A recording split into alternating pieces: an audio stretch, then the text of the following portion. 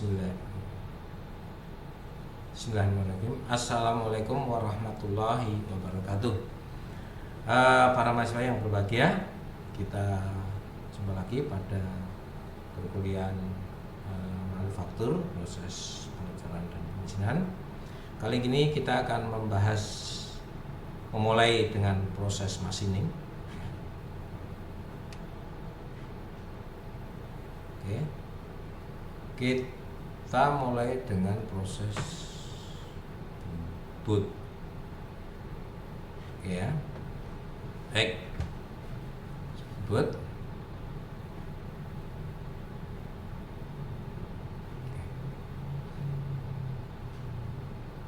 Ya, proses bubut atau sering kita istilahkan dengan proses turning proses. Gambarannya seperti ini ya. Ini mesin bubut seperti yang bisa Anda lihat di lab ya, di laboratorium tempat kita kuliah ya. Pada dasarnya mesin bubut seperti ini ya. Kita lihat bagian-bagiannya aja. Yang bagian-bagian utama, yang pertama adalah bagian yang ini yang disebut dengan headstock, dimana di headstock ini ada spindle-spindle yang dipakai untuk mengatur proses mesin bubut. Kemudian di headstock ini terpasang spindle yang dilengkapi dengan cak. Cak itu nanti digunakan untuk menjepit benda kerja, sedangkan spindle ini akan berputar untuk memutar benda kerja. Oke, kalau di sini ada headstock, kemudian di sebelah kanan ada tailstock atau kepala lepas. Kemudian di bagian tengah di sini ada namanya aretan atau apron. Apron ini nanti tempat memasang pahat. Bagian apron nanti bisa digerakkan ke kiri kanan atau ke arah maju mundur. Oke. Kemudian secara keseluruhan baik headstock, tailstock maupun apron ini terletak di atas mesin bubut ya. Nah, ini yang panjang ini yang disebut dengan bed. Bodinya ini disebut dengan bed.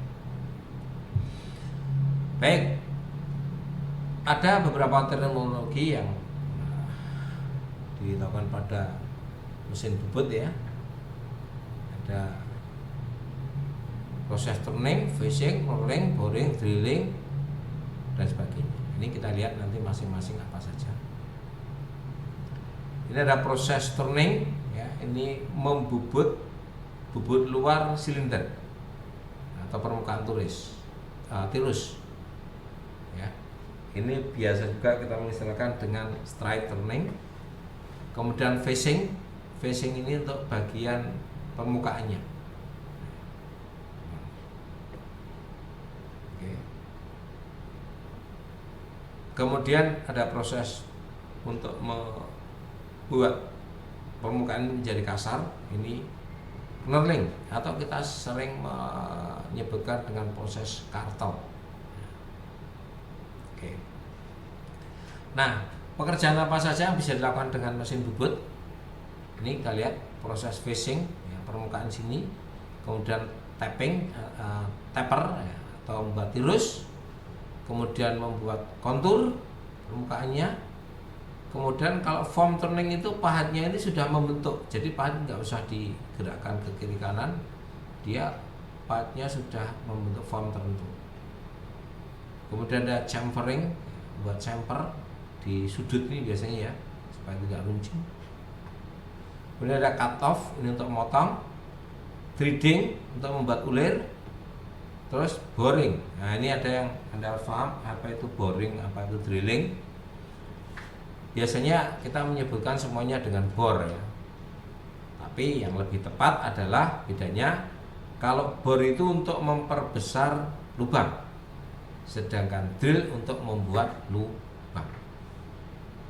Oke, ini ada pekerjaan pemasangan atau knurling. Nah, kita lihat tadi cat. Ini benda kerja dijepit dengan cak atau rahang. Nah, cak ini ada bermacam-macam. Ada jenis 3 rahang, 4 rahang atau 6 rahang. 3 jaw chuck, 4 jaw chuck atau 6 jaw chuck. Apa bedanya? yang paling beda adalah yang 3 rahang. Kalau 3 rahang ini dipakai untuk memegang benda yang sudah silindris. Ketiga rahang ini bergerak secara bersamaan. Jadi kalau kita kencangkan satu rahang, maka rahang yang lain akan ikut bergerak. Maka ini untuk memegang benda yang sudah silindris.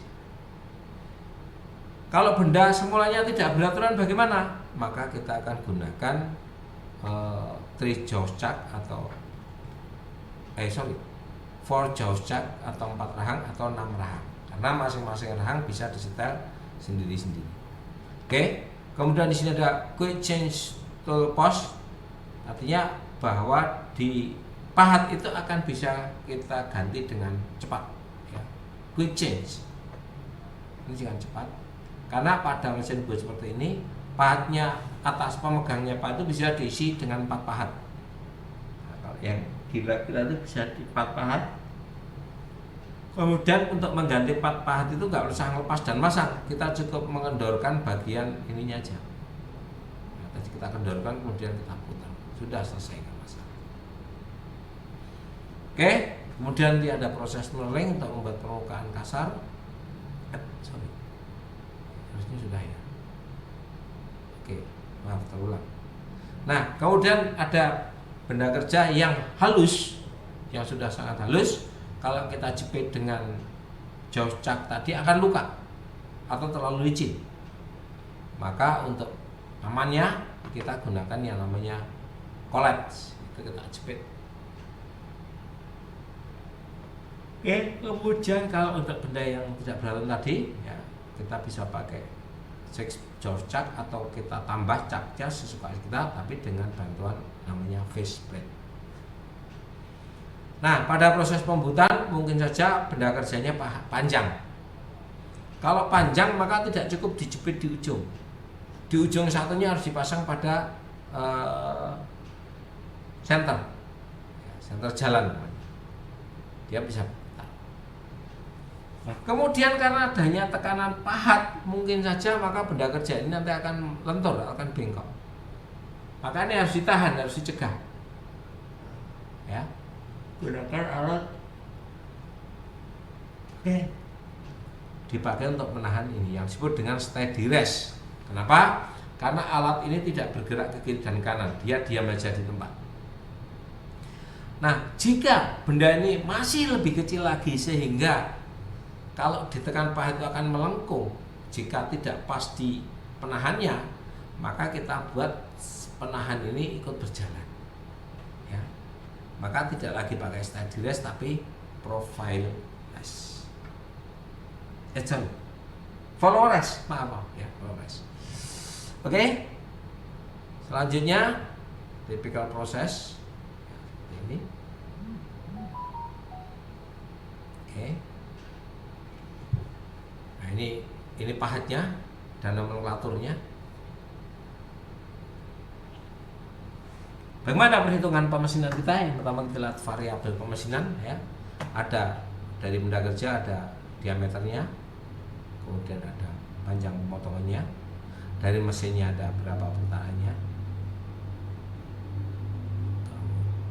ya, putarannya. Baik, perhitungannya ada variabel proses, kecepatan potong, kecepatan makan, dan potong, waktu potong, dan seterusnya.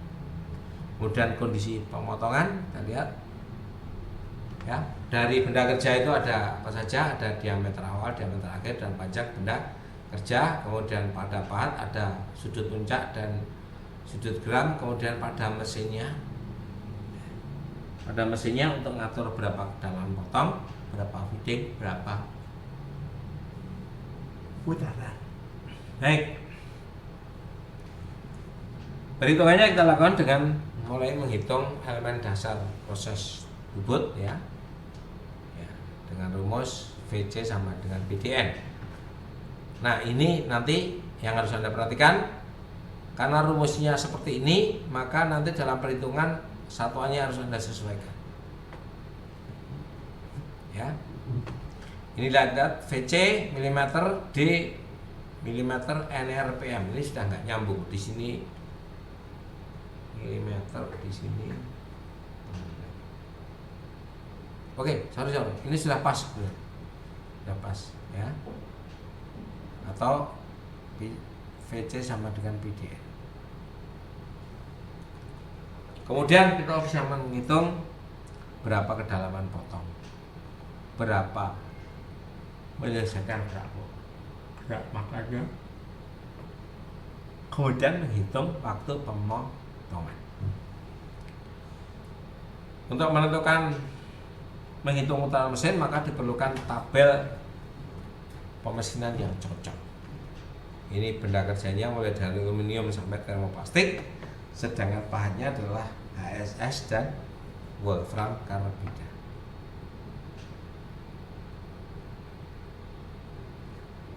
Oke. Nah ini kalau ini biasanya kita buat ya, putaran RPM. Nah kalau ini saya ambil dari template-nya mesin bubut yang kita punya.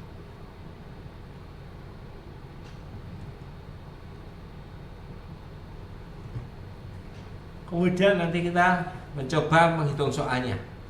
Seperti biasa ini soal cerita, kemudian disari-sarikan ke dalam bentuk seperti ini.